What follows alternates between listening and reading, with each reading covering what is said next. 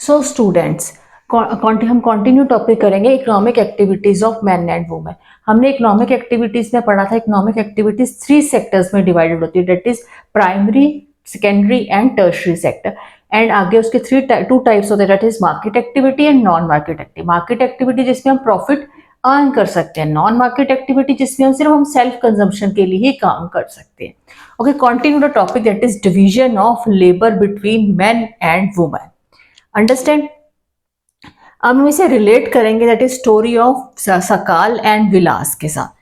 हमने पढ़ा था सकाल के जो फादर थे भुट्टा एंड उसकी मदर थी शीला। उसकी मदर क्या करती थी, हाउस होल्ड कोर्स करती थी, cleaning the house, cleaning the utensils, cooking the food and washing the clothes सब। और उसके फादर थे फार्मर थे, उससे खेतों में काम करते थे, अनाज उगाते थे, उससे बाजार में सेल करते थे। से उन्होंने अपने बेटे को क्या क्या पढ़ाया, एजुकेशन दिया, सब कुछ, एक सॉफ्टवेयर इंजीनियर बनाया, उसकी प्रमोशन हुई जॉब में, सब कुछ। विलास के जो फादर थे वो इसकी कोई मिस्टेक नहीं थी, उसके फादर बचपन में से उसे अपनी अर्निंग के लिए, अपनी रोजी रोटी के लिए अपने मदर के साथ वर्क करना पड़ा एज अ फिशरमैन। उसकी मदर फिशरमैन का वर्क करती थी, उसको बहुत कम सैलरी मिलती थी, बहुत कम सैलरी मिलती थी। विलास को भी सेम वर्क को कंटिन्यू करना पड़ा। ओके, अब हम देखो, education and skill is the major determinant of earning. अब हमने बोला कि एजुकेशन जो है बहुत इंपॉर्टेंट स्किल है। अगर वो सकाल एजुकेटेड था, ही बिकम्स अ सॉफ्टवेयर इंजीनियर, उसे अच्छी जॉब मिली, उसे प्रमोशन मिली। विलास जो था वो एजुकेटेड नहीं था, सब कुछ उसको, वही फिशरमैन रहा, वही उसको उतनी ही सैलरी मिली, सब कुछ मिला, कुछ भी उसकी ग्रोथ नहीं हुई। सो एजुकेशन एंड स्किल हमारे मेजर डिटर्मिनेंट क्यों माने जाते हैं? अगर पर्सन एजुकेटेड होता है, स्किल होता है, उसे अच्छी सैलरी मिलती है, सब कुछ मिलता है।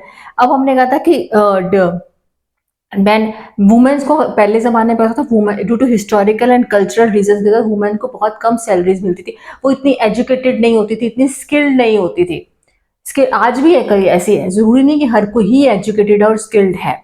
जो अनएजुकेटेड उनको कम सैलरी मिलती थी, अनएजुकेटेड है, वो क्या करेंगे, दिहाड़ी का काम करेंगी, घर में झाड़ू पोछा करेंगे, इस तरह के काम करेंगे, उनकी सैलरी एक स्किल्ड और एजुकेटेड वुमेन के कंपैरेटिवली कम होगी। सो एजुकेशन बहुत हेल्प करती है।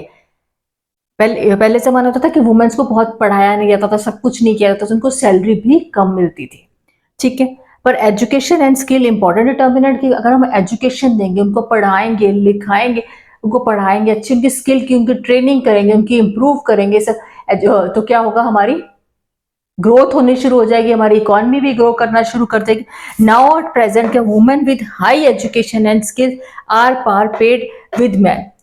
जो वुमेन आजकल जो पढ़ी लिखी वुमेन्स है, एजुकेटेड है, हाई एजुकेटेड है, स्किल्स है, उनको ज्यादा सैलरी मिलती है। सपोज आप एक डॉक्टर बनना, एग्जाम्पल, आप एक डॉक्टर बनना, आप विदाउट डिग्री क्या आप डॉक्टर बन सकते हो, पेशेंट्स को देख सकते हो? नहीं। आप टीचर बनना चाहते हो तो आपके पास बीएड डिग्री होनी चाहिए, सब कुछ होना चाहिए। सॉफ्टवेयर इंजीनियर बन चाहिए तो आपके पास उसकी बीटेक एमटेक की डिग्री, सब कुछ होना चाहिए, तभी आप उस पोस्ट पे आओगे। सो स्टूडेंट्स, हमने यहाँ क्या पढ़ा है कि एजुकेशन बहुत इंपॉर्टेंट है। So this is a very important for students और एवरीबडी। एजुकेशन बहुत बहुत जरूरी है, हमारी बहुत हेल्प करती है ग्रोथ के लिए, सब कुछ के लिए, हमारी इकोनॉमी को ग्रो करती है, सब कुछ। सो प्रॉमिस द स्टूडेंट्स, हर बच्चा अपनी पढ़ाई पे फोकस करेगा और एग्जाम्स में गुड रिजल्ट लेके आएगा। So understand, education is very very important.